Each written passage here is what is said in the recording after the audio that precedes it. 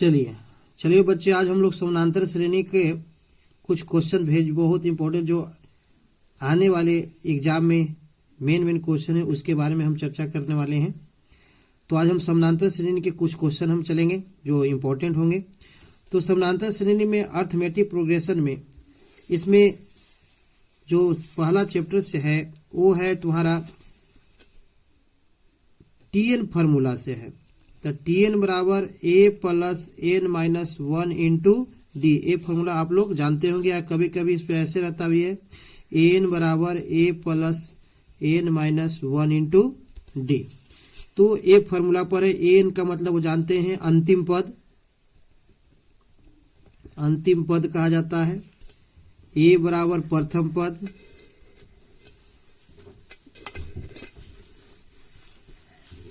ए बराबर प्रथम पद और एन बराबर पदों की संख्या, पदों की संख्या और डी बराबर सर्वांतर होता है, डी बराबर सर्व अंतर। तो चलेंगे इस पर हम क्वेश्चन कुछ हम लेते हुए चलेंगे, कैसे समझेंगे कि कौन समानांतर श्रेणी है। तो समानांतर श्रेणी कहने का मतलब क्या होता है कि समानांतर श्रेणी वह है जिसमें हम लोग को डी सभी जगह दो पदों, जैसे मान लो 2 है, 4 है, 6 है, 8 है, डॉट डॉट। तो ये समानांतर श्रेणी है या नहीं, इसको पहचानने के लिए दो पदों के बीच का अंतर समान होना चाहिए। दो पदों के बीच का अंतर क्या होना चाहिए, समान होना चाहिए। जैसे इसका हम इस प्रथम पद को A1 भी बोलते हैं, A2, A3, A4 dot dot dot N पद तक जाएगा। तो हम प्रथम पद के ज्ञात करने हैं तो पहला डी निकालने के लिए A2 माइनस A1 मान लिया कि D2 निकालना है तो A3 माइनस A2। इस प्रकार हम लोग समझेंगे। तो चलेंगे इस एग्जाम्पल को हम लोग देखते हैं कि ये क्या सर्व अंतर ये समानांतर श्रेणी है या नहीं। तो ये दोनों का दो तो 2 आ रहा है, इसका भी 2 आ रहा है ए, तो ये समानांतर श्रेणी है, यस। तो इस टाइप में हम लोग को क्वेश्चन देखते हैं। आगे चल के हम लोग क्वेश्चन हम देखते हैं। चलिए हम क्वेश्चन नंबर इसको देखते हैं कि इसका ये सर्व अंतर है, अर्थमेटिक प्रोग्रेशन है, समानांतर श्रेणी है या नहीं। तो बस हम क्या करेंगे कि दोनों का अंतर देखते हैं। तो चलिए इसका हो जाता है 2, इसका होता है 4, इसका होता 8। तो जिसकी ये दोनों ये डी है जो आपस में बराबर नहीं है तो ये समानांतर श्रेणी नहीं है, समांतर श्रेणी नहीं है। उसी प्रकार मान लो और क्वेश्चन अगला क्वेश्चन चलते हैं।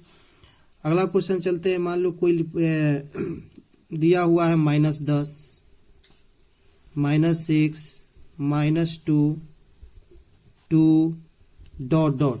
तो इसको भी चेक करेंगे, तो इसको भी चेक करेंगे, हटाते हैं तो चलते हैं। मान लें कि 6 माइनस 10, मान लें D1 निकालना है तो कितना हो जाएगा, 6 माइनस माइनस प्लस 10, अर्थात 10 में से 6 गया 4।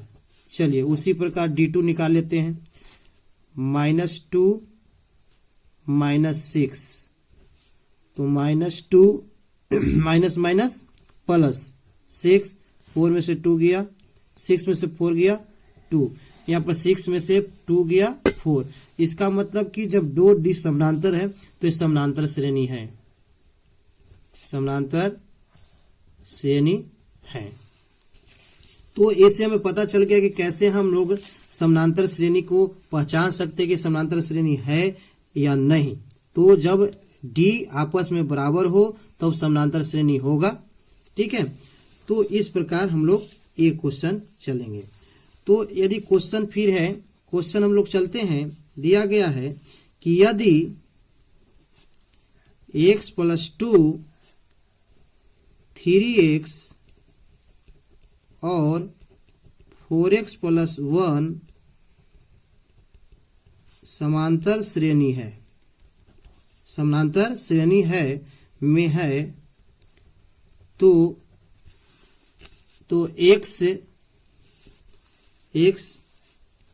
का मान बताएं। चलिए जी, क्वेश्चन करा है कि x प्लस 2 3x 4x ये समानांतर श्रेणी। मान लिया इसका दिया है AP दिया हुआ है, AP दिया हुआ है कि x प्लस 2 3x और 4x प्लस 1 ये समानांतर श्रेणी है। जब समानांतर श्रेणी है तो इसका अंतर और ये दोनों का अंतर आपस में बराबर होगा। इसका मतलब इसको हम लिख सकते हैं कि 3x माइनस x प्लस 2 बराबर 4x प्लस 1 माइनस 3x, क्योंकि समानांतर श्रेणी है तो समानांतर श्रेणी के दोनों का d निकाल दिए।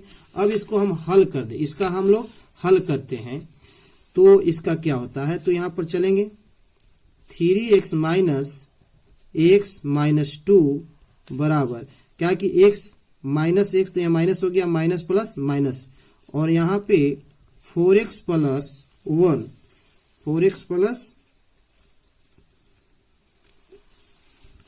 Plus 1 minus 3x। तो अब चलेंगे तो 3x में से x घटता है तो 2x आता है और माइनस 2, और 4x में से 3 गया तो x प्लस 1। तो अब हम लोग चलते हैं तो यहाँ पे अब x वाला को एक तरफ कर देते हैं तो 2x माइनस x बराबर इधर 1 प्लस, तो माइनस है तो उधर जाएगा तो प्लस में हो जाएगा बच्चों। ठीक है बच्चों, तो यहाँ पर तो 2x में से x जाता है तो x बच गया और 2 प्लस 1 3 हो गया। तो इसका मतलब कि x का वैल्यू 3 आंसर। ठीक है, जब भी कोई क्वेश्चन में समानांतर श्रेणी दिया है तो उसका जो d है वो आपस में बराबर होता है, ये हम लोग जानते हैं, और उसको दोनों को बराबर करके हम लोग x का वैल्यू निकाल लेंगे। चलिए इसी प्रकार हम लोग दूसरा क्वेश्चन ये सेम टू सेम, किसी समानांतर श्रेणी के 3 क्रमागत पद क्रमशः 2x plus 3 5x plus 1 6x plus 3 है तो x का मान ज्ञात करें। जब ये समानांतर श्रेणी में है, जब ये समानांतर श्रेणी में है तो इसका हम लोग कैसे, मान लिया कि 2x plus 3 5x plus 1 6 plus 3 समांतर श्रेणी में है, समांतर श्रेणी में है, इसलिए क्या होगा कि इसका अंतर ये तो 5x plus 1 minus 2x plus 3 बराबर 6x plus 3 minus 5x plus 1। यहाँ तक कोई दिक्कत नहीं। अब चलिए तो यहाँ पर 5x प्लस 1 माइनस 2x, आई प्लस है तो ये माइनस है तो प्लस माइनस हो जाएगा, अब बराबर, ये सब तो बहुत इजी सवाल, ये हम लोग हल करने के लिए बहुत पहले सीखे हैं, बाकी चलिए ठीक है अच्छे से देख लेंगे। 6x प्लस 3 आई हो जाएगा 5x माइनस 1, 5x माइनस 1। अब क्या करेंगे कि चलिए हम x वाला को एक तरफ करते हैं तो 5x में से 2x घट जाएगा ना, तो 5x में से 2x हो गया 3x, और 3 यहाँ पर प्लस 1 है और माइनस 3 है तो माइनस 3 में से 1 घटेगा तो आ जाएगा माइनस 2। चलिए ठीक है, उसके बाद 6x में से 5x घटेगा, 6x में से कितना घटेगा 5x घटेगा तो आ जाएगा x, और 3 प्लस में है और माइनस 1 है तो यहाँ पर 3 में से 1 घटेगा प्लस 2। यहाँ तक कोई दिक्कत नहीं, यहाँ तक कोई दिक्कत नहीं। अब चलिए, अब दिक्कत क्या है, तो 3x और ये x आ गया, 3x और x आ जाएगा, तो चलेंगे हम लोग क्या करेंगे, इसको 3x ये प्लस में है तो इधर आएगा तो माइनस x बराबर, ये 2 है और ये माइनस 2 है तो इधर आएगा तो प्लस 2, तो 3x में से x जाता है तो आ जाएगा 2x, अब बराबर प्लस यहाँ पर 2 2 4, तो x का वैल्यू तो x बराबर 4/2, तो 2 2 4, इसका मतलब 2 से x का वैल्यू कितना आ गया 2 आंसर। चलिए बहुत ही अच्छा, ये सब इंपॉर्टेंट क्वेश्चन समझने के लिए हम लोग देखते चलेंगे, इसमें कोई दिक्कत नहीं होगी। चलिए बच्चों, अगला क्वेश्चन इसी टाइप में है कि यदि 7 2a b समानांतर श्रेणी में है तो a और b का मान ज्ञात करेंगे। तो चूंकि 7 2a b समानांतर श्रेणी में है, ठीक है, समानांतर श्रेणी में है, तो समानांतर श्रेणी में होने के चलिए इसलिए क्या होगा कि 2 - 7 अब बराबर a - 2, इसका इसमें से घटेगा और इसमें से घटेगा, तो 2 - 7 बराबर a - 2, तो क्या होगा यहाँ पे, तो 7 में से 2 जाएगा तो -5 बराबर a - 2। अब क्या करें, अब यहां से इसको इधर करते हैं तो आ जाता है +2 - 5 बराबर a, तो इसलिए a बराबर आ गया -3, a का आंसर आ गया। उसी प्रकार हम लोग इसको अगला पद को, तो इसको कैसे करेंगे, तो a - 2 बराबर b - a 2, यहां से a - 2 बराबर b - a, तो a का वैल्यू हमको पता है, तो -3 और -2 बराबर b -3, यहां तक कोई दिक्कत नहीं। अब -3 और -2 -5 और b माइनस +3, तो -5 ऐसे कैसे लिख, ऐसे लिख दें कि -5 - 3 बराबर b, -5 - 3 b, इसलिए -8 बराबर b, माने b का आंसर आ गया कितना जी, -8। चलिए बच्चों, हम अगला क्वेश्चन देखते हैं कि श्रेणी -10 -15 -40 -15 10 35 का 10वां पद निकालें। ये ऐसे कर श्रेणी का 10वां पद ज्ञात करना है।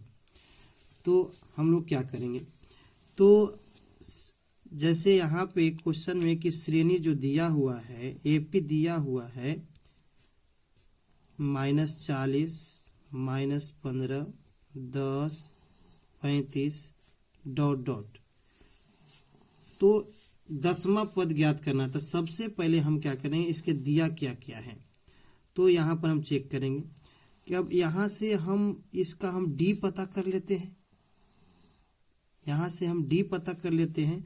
तो डी पता करने, तो इसका प्रथम पद a बराबर -40, डी बराबर तो -15 और -40, तो -15 माइनस +40, इसलिए इसका कितना आ जाएगा जी, 40 में से 15 जाएगा, 40 में से 15 जाएगा 25।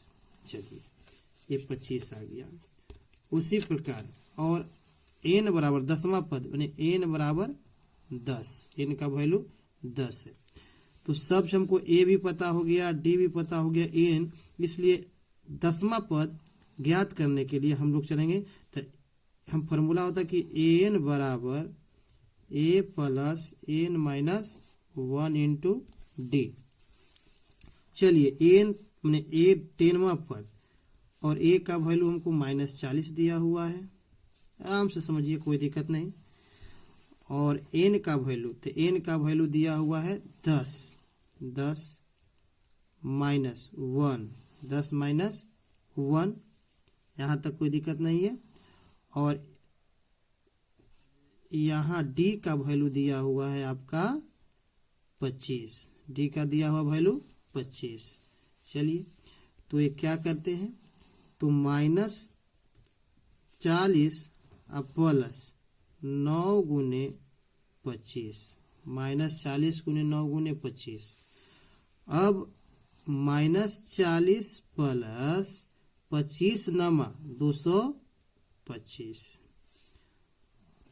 अब 225 में से 40 जाएगा तो 185, इसलिए नवा पद हमारा 185 85 आ गया। कोई दिक्कत कुछ नहीं। जब भी समानांतर श्रेणी में दिया हुआ है तो सबसे पहले ए पता कर लेंगे, ए कौन हो, तो प्रथम पद ए होता है। डी, ये दोनों का अंतर को हम डी कहते हैं, और जो 10वां पद दिया हुआ है तो वो एन हो जाएगा, और वहां से एनवां पद 10वां पद ज्ञात कर लेंगे। चलिए बच्चों, हम अगला एक और उसी टाइप पे क्वेश्चन लाए हैं। उस समानांतर श्रेणी का ब्रह्मा पद ज्ञात करें जिसका प्रथम पद -20 और सर्व अंतर 4 है। मतलब ब्रह्मा पद एन का वैल्यू 12, प्रथम पद ए का वैल्यू -20, सर्व अंतर डी का वैल्यू 4।